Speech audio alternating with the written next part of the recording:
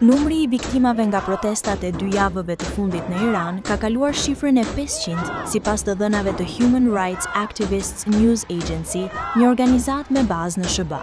Sipas saj, të paktën 538 persona kanë humbur jetën, mes tyre 490 protestues dhe 48 pjesëtar të forcave të sigurisë, ndërsa mbi 10.000 persona dyshohet se janë arrestuar.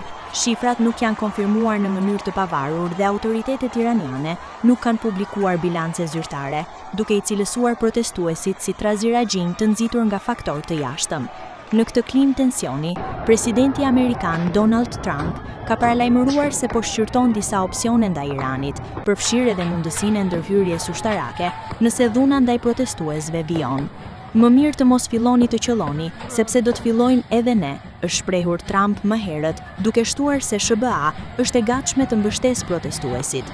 Pas këtyre deklaratave, reagimi nga Teherani ka qenë i ashpër.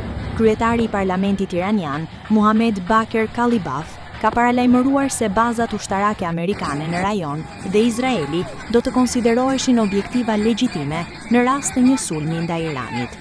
Ai theksoi se vendi i tij nuk do të kufizohej vetëm në reagim pas një goditjeje. Nga ana e tij, presidenti iranian Masud Pezeshkian ka akuzuar SBA-n dhe Izraelin për përpjekje për të nxitur kaos në vend, ndërsa autoritetet kanë paralajmëruar masa edhe më të ashpra ndaj protestuesve.